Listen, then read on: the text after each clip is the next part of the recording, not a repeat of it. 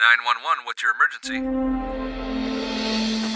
I'm Andi Clark, mom and wife of an officer. I've been reversing and preventing burnout in first responders since 2018. Welcome to the 911 Shift Ready podcast, where we will dive into sleep, anger, energy, hypervigilance, anxiety, and other burnout symptoms in order to arm you with the knowledge, understanding, and tools beyond exercise and nutrition to be 911 shift ready so you can thrive not only for the remainder of your career, but also at home in your family life. And then bring those tools back to your service so the compound effect can take place, and together we can decrease burnout in the 911 lifestyle community. Welcome to the 911 Shift Ready podcast. This is episode 26. We are going to dive into promotions and leadership, leading teams in your service. So if a promotion is in your future, or you're already working your way up the ranks, you may not be working your way up the ranks. You may be like my husband, where he is staying at the rank that he's at, but with his service being such a large service, there is a lot of lateral movement. He can get into a lot of different specialized units, and there's a lot of working on teams with what he does and teaching and training and leading others. Even when he was on the road, he was a coach officer. So a lot of what we're talking about today pertains to any of you who are really looking to influence those that are around you, be your actual teammates, being teams that you're leading, and other situations that are in your service. So do you feel that you have all of the leadership skills under your belt that you require in order to be the best leader that you can be? You may know a lot about the tactical day-to-day of the job and what is required of you as a leader. And you may be one of the top experts in a certain specialty in your service, and you may be able to really bring that specialty to your team. But the one thing that I do know about good leaders, the thing that I have seen over and over again, is where your team looks up to you and respects you and wants to learn from you. And those leaders know that there's actually always more that they can learn. They don't feel that they have learned everything. There's no way that one person can be an expert in all of the things that it requires to be a leader. For a good leader, you wear many, many hats. You may be mentoring or teaching, as I said, being a coach officer. You may be teaching certain tactical expertise that is in your zone of genius. You may be leading a lot of different seminars and courses based on experience that you have had in your service. You may also be a student yourself, where you're continually learning from others when you are a leader. You may be learning from your team, those that work under you. If you are working ways up the rank, if you are a good leader, then you are even looking at what you can learn from those that are under you as well. Then tactically, as I spoke of earlier, you need to be an expert in the tactical to be a good leader. You need to be an expert in relationships, behavior, communication. Without being an expert in these, it is hard to be able to relate to different personalities, to different communication types, to different behaviors that you are seeing in the job, in your team, in working with one another. You need to be able to not only know your communication styles, but theirs as well, to teach them how to communicate with one another as best as possible. You need to be an expert in health and fitness in order to be able to keep them strong. You need to also be a disciplinarian, and that comes with different ways of communication. There's no way that you can be an expert in every piece of the puzzle that makes up a good leader. And a leader is someone who is always learning in order to be and do better. Some in your service may believe that Your service will give you all of the training that you need in order to be promoted or when you are promoted. And they may believe that once you become that leader, that they're going to give you all of the tools and everything that you need in order to be an expert in that position. But I know that that's not you. If you're listening to this, you know that in order to get that upper edge, to do better each and every day, to become stronger and more focused, that you do need to take in all that your service is going to provide you. They will give you so much good information and good training, but we also need to look beyond that. There's so many different courses out there. I know even once you start moving up the ranks, there's different courses on just how to fill out forms and different things, all the different paperwork that comes along with your job. There's all different courses on different things to do with leadership, different things that will all complement what it is that you do. Conferences. I know my husband is going to a phenomenal conference he's really excited about in Florida in the next couple of weeks that is all about, I believe, emergency management from the operational side.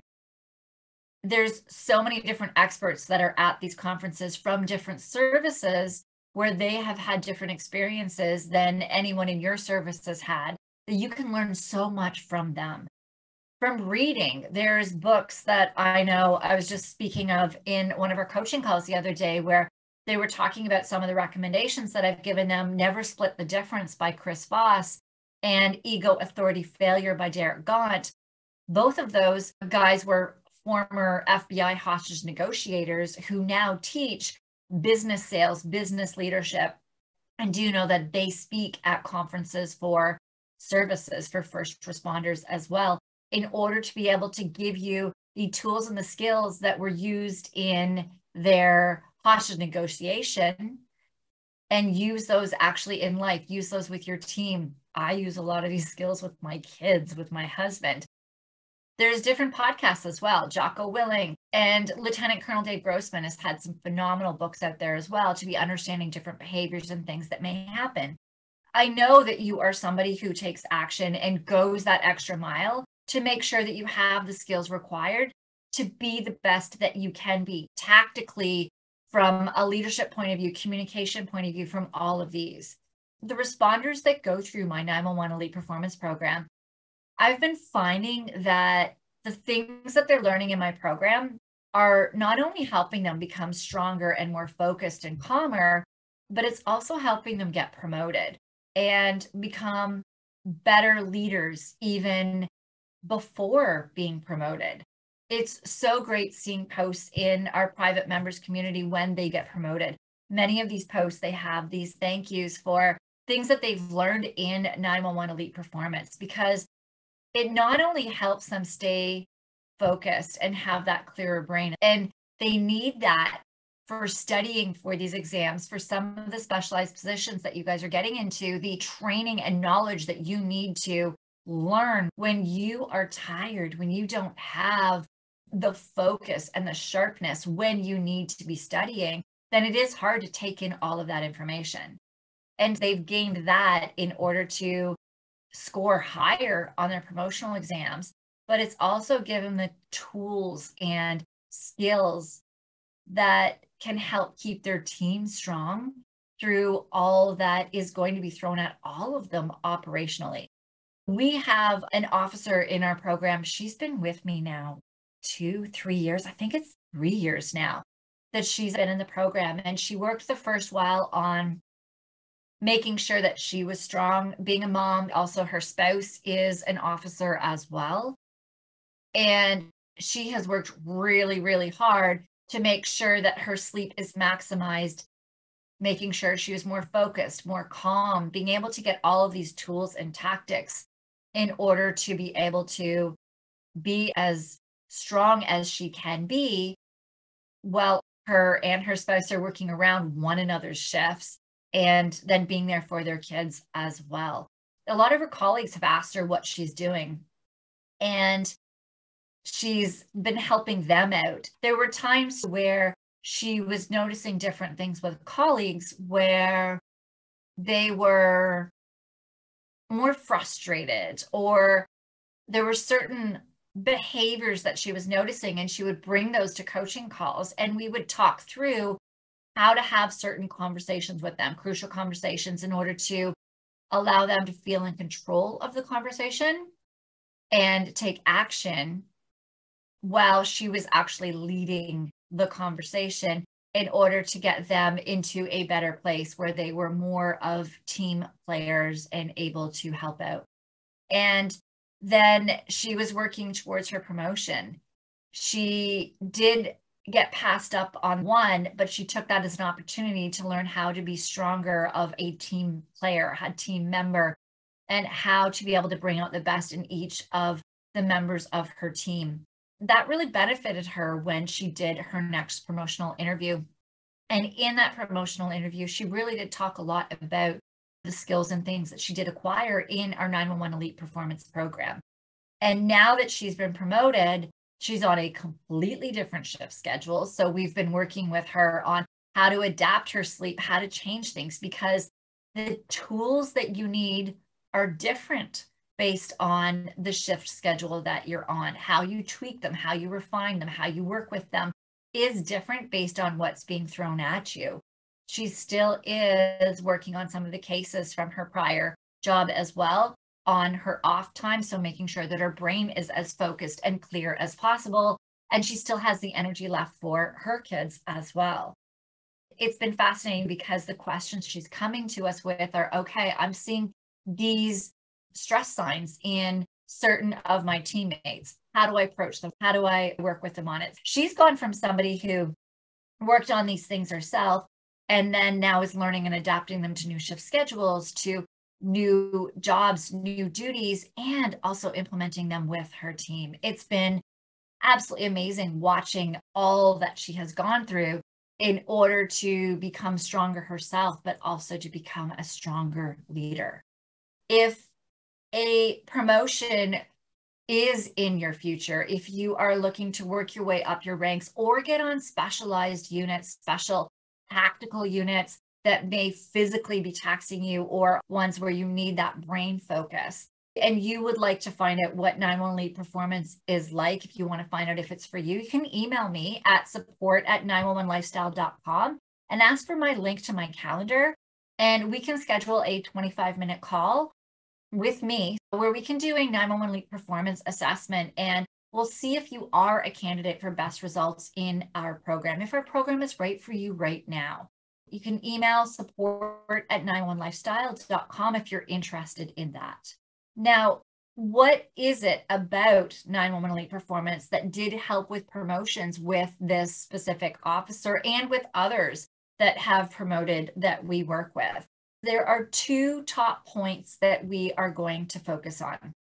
The first is how 911 Elite Performance helps when it comes to promotions, is that it maximizes your efficiency.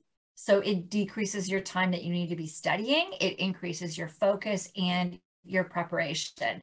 You're already working full-time hours, lots of overtime, lots of operational stress. You may have a lot going on at home, and you're not often able to get 8 hours of sleep. Even when you do, understanding how to maximize it based on your shift schedule will give you more focus and allow you to be calmer and have more energy, so that when you are studying, when you are preparing for these tests and all of the learnings, the courses that you all are doing, it allows you to not have to reread paragraphs multiple times over in order to retain it. You retain things a lot easier when your body is healing and repairing, and you're able to maximize the quality of your sleep.